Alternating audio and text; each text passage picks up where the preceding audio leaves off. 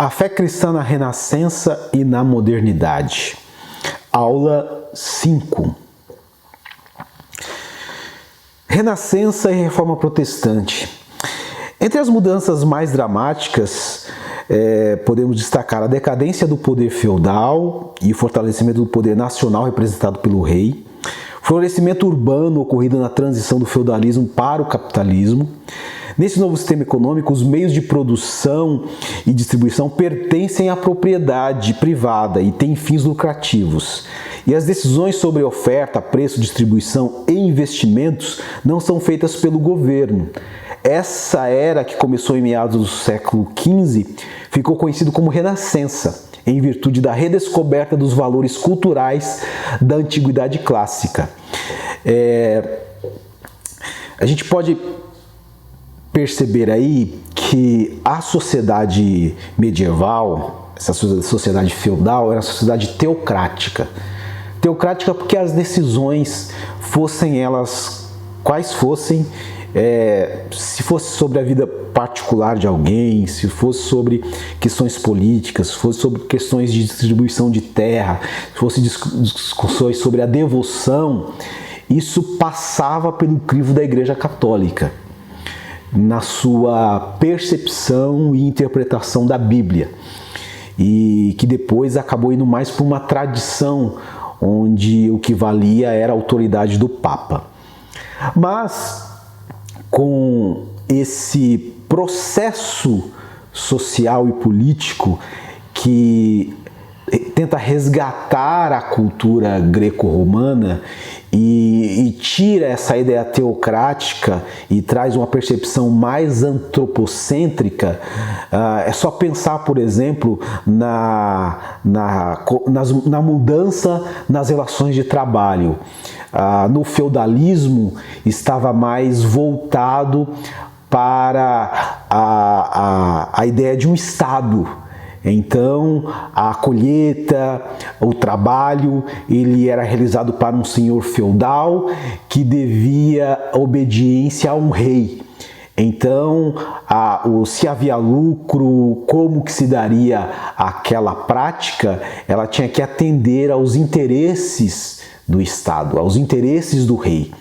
Já na Renascença, quando se volta mais para o indivíduo, então o Estado perde um pouco dessa autonomia, apesar da figura do rei se fortalecer, mas traz-se a percepção de uma maior autonomia para o indivíduo. E isso traz à tona valores antes estimulados e defendidos pelos romanos e também pelos gregos. E a partir dessa nova realidade social, muda-se as lentes de como se vê o mundo. E Lutero vai surgir como um potencializador de uma nova visão. Lutero era um jovem monge atormentado pela teologia punitiva até então em voga na Igreja Católica. Ele tinha um medo tremendo do inferno, ele vivia como vivia a maioria dos monges daquela época, se sentindo culpado pelos próprios desejos, não entendendo a graça de Deus, fazia a prática ascética de se autoflagelar, e ir para o seminário foi uma das formas de tentar amenizar aquele seu medo terrível de perder a salvação ou de não ser salvo. Mas ele vai encontrar nas Escrituras o alívio para a sua alma e para as pessoas do seu tempo, porque ao ler a carta de Romanos, ele vai entender que a salvação é pela graça e que o que tinha que ser feito por um homem, Cristo fez, e que a nós caberia somente aceitar e tentar viver da melhor maneira possível a nova vida em Cristo. Então, por conta da sua formação teológica e por conta dessa sua interpretação bíblica diferente do que a Igreja Católica pregava, aliás, as indulgências estavam em alta. Para construir a Catedral de São Pedro, por exemplo, o Papa determinou que as pessoas garantissem a sua salvação pagando vultosas quantias. Às vezes as pessoas davam até o que não tinham. Isso trouxe para Lutero um inconformismo a partir da interpretação bíblica que ele fez. E ele então faz o que até esse ponto da história alguns não tinham feito, e se o fizeram foram mortos, que era enfrentar a Igreja Católica. E ele assim o fez. Apresentou as 95 teses que ele pregou lá na Catedral de Westminster, e teve toda aquela questão que quem assistiu o filme Lutero pôde ver a tensão que foi.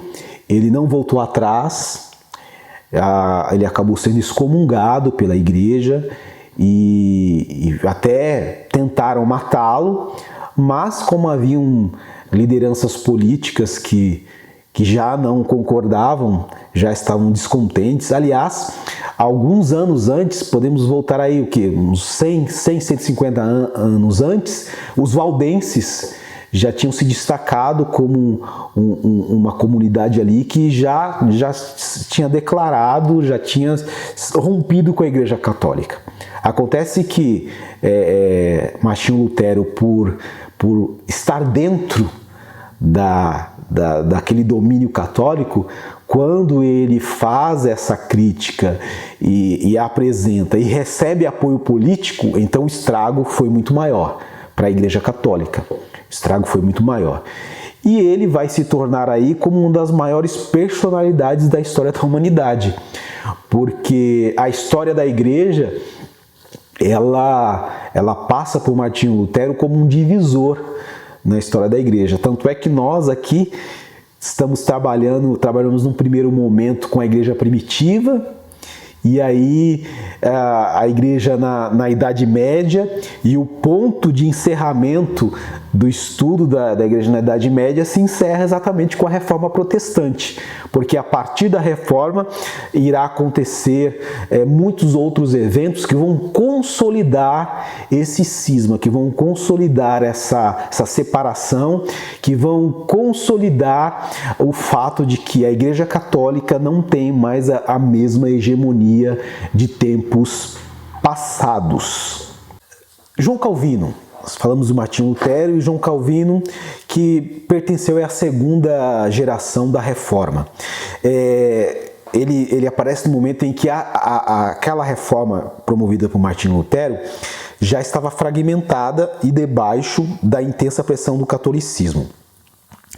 Contudo, em função do seu serviço à Igreja, a fé evangélica se modificou e se tornou um movimento internacional a partir de João Calvino. Essa primeira leva da reforma estava debaixo de pressão da Igreja, porque a Igreja vai promover a contra-reforma, que nós vamos ver depois. E também porque alguns companheiros de Lutero começaram a discordar da teologia luterana. E isso trouxe aí uma certa fragmentação. Mas pensando propriamente no Calvino, ele é muito conhecido pela sua doutrina da predestinação. Segundo Calvino, a salvação é um ato divino. O ser humano não tem a capacidade nem mesmo de refletir e pensar de que precisa de Deus e alguma coisa que ele possa fazer para garantir a salvação. Ele acredita na depravação total, somente a Bíblia como autoridade, nem mesmo um homem muito influente, como acontece na Igreja Católica, que o Papa ele tem às vezes até mais poder do que a própria Bíblia, porque é a forma que ele diz e não a bíblica. E essa ideia da predestinação, de que todos nós fomos eleitos por Deus, é defendido por Calvino. E uma outra coisa interessante, que são dois princípios valorizados por Calvino, é a questão do trabalho, valorizar o trabalho e a contenção dos lucros. E isso agradou muito os burgueses, principalmente na Suíça, porque até então a Igreja Católica tinha a ideia de que as pessoas não deveriam ter lucros, tanto é que quem aspirava à vida eclesiástica tinha que fazer voto de castidade e voto de pobreza. E é interessante que nessa questão do voto de pobreza e castidade, porque quem ia para o seminário nessa época? Somente as pessoas que tinham posses, porque era muito caro garantir a educação de um filho num seminário. E ao fazer voto de pobreza, ele abria mão da sua fortuna. Quando seus pais morressem por ter feito voto de pobreza, essa fortuna toda ia para a igreja. E fazendo voto de castidade, ele não teria herdeiros para reivindicar a herança. Então foi uma das formas com as quais a Igreja Católica se enriqueceu muito. Aqueles que faziam voto de pobreza e tinham posses, acabavam deixando essas posses para a Igreja Católica.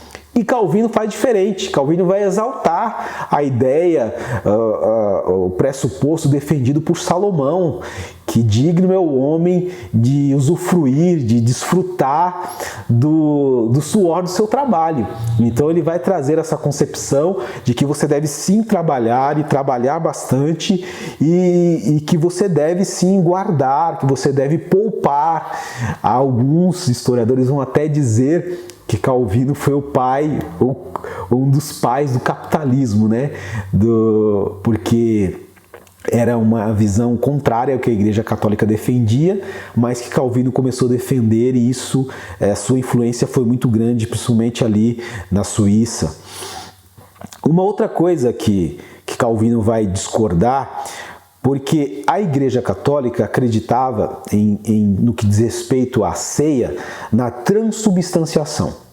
Para a Igreja Católica, quando a pessoa pegava ali a hóstia e tomava o cálice, aquele produto vindo do trigo se transformava na carne de Cristo, no corpo. Era a carne de Cristo. Era uma transubstanciação. Aquilo virava como se fosse mágica, virasse carne.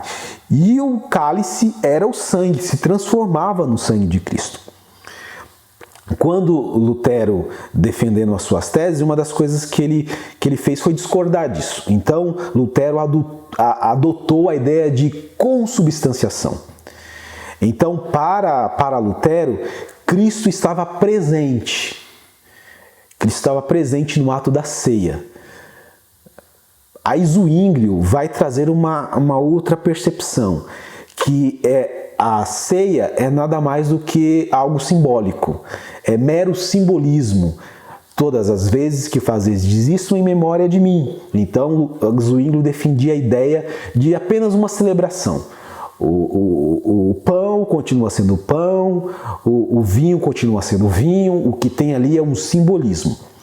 Agora, Calvino ele vai discordar tanto do termo transubstanciação, consubstanciação e até do termo de celebração simbólica de Zwinglio.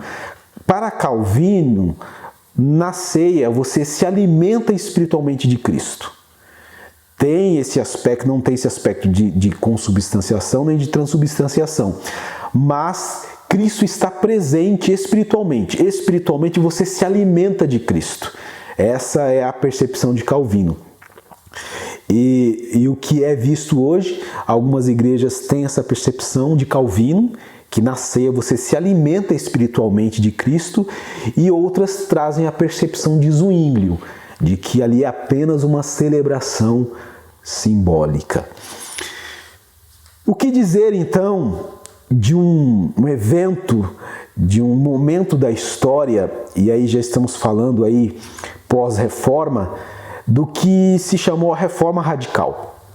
Isso aconteceu em Zurique, na Suíça, ali no início do ano, para ser mais exato, 21 de janeiro de 1525, quando dois colegas de Zwinglio, Konrad Grebel e Felix Menz, e mais um terceiro, George Blaurock, eles romperam com Zwinglio. Porque Zwinglio defendia o seguinte: para ele a conversão era automática. Uma vez que as pessoas ali na Suíça romperam com a Igreja Católica, a cidade de Zurique rompeu com a Igreja Católica, então para Zwinglio, uma vez que aquela cidade era considerada uma cidade cristã, então automaticamente todos que moravam naquela cidade eram cristãos. E houve um debate e Zwinglio se declarou o vencedor daquele debate. Então, iria funcionar dessa forma. Zurique era uma cidade cristã. Mas esses dissidentes que não concordavam com Zwinglio, eles defendiam que a igreja era constituída por aqueles que livremente se interessavam em fazer parte dela pelo batismo. Aí vai surgir a expressão dos anabatistas, que é os rebatizadores que batizavam novamente. Mas, só tentando aqui entender melhor, não é que eles batizavam novamente. A ideia é que aquelas pessoas ali em Zurique não haviam sido batizadas, haviam sido declaradas cristãs por Zwinglio a partir de uma interpretação. Então, eles adotavam a prática de batizar. Então, as pessoas já eram cristãs? Sim, mas não haviam sido batizadas. Então, eles foram considerados anabatistas, pelo menos na visão que se entendeu à época, de que eles estavam rebatizando, estavam batizando novamente. Eles foram perseguidos, é claro, por conta dessa prática. Outra coisa que eles não admitiam era o batismo de crianças. Então foi considerado uma reforma radical, porque Zwinglio era um dos reformadores, mas por conta de sua interpretação não ser aceita por alguns líderes, houve uma reforma mais radical ainda, porque a Igreja Católica sim batizava crianças, mas a partir dessa percepção, dessa nova visão, as crianças não eram batizadas, mesmo porque o batismo é para aqueles que entendem o que estão fazendo, entendem que são pecadores e que precisam de Cristo. E pressupõe-se que uma criança ainda não tem essa capacidade de entender a sua pecaminosidade. E foi um período de intensas reformas. A gente pode destacar também a reforma anglicana na Inglaterra. Isso se deu por questões políticas, que a Inglaterra não foi atendida no que pretendia. O rei Henrique VIII, ele casado com Catarina de Aragão, tiveram uma filha, a Maria Tudor. Mas por uma questão de sucessão, estamos falando de uma sociedade patriarcal, Henrique queria um sucessor que estivesse à altura do que era exigido na sociedade daquele momento, que fosse um homem. E Catarina de Aragão já não tinha mais condições de ter filhos. O fato é que só tiveram uma filha e ele queria um filho homem. E ele se apaixonou por Ana Bolena, mas para que houvesse uma sucessão que fosse adequada e que fosse legítima, não poderia simplesmente ele ter filho com outra mulher. Esse filho seria considerado bastardo e não seria aceito como sucessor. Então ele precisava casar novamente. Então ele queria que o seu casamento fosse anulado, para que ele pudesse se casar novamente. Não havendo o consentimento do Papa, mesmo que depois, mais à frente, houve uma certa flexibilidade da igreja, ele rompeu com a Igreja Católica e criou a Igreja Anglicana. Uma igreja onde ele poderia, por exemplo, ser o próprio Papa e mudar a doutrina, e aí se casou com Ana Bolena para poder ter o seu herdeiro. E essa questão vai reverberar lá com a colonização americana no norte da América, que a gente vai ver depois. Então nós encerramos aqui essa quinta aula e estaremos juntos na próxima aula, que será a última aula desse semestre, que é a aula número 6.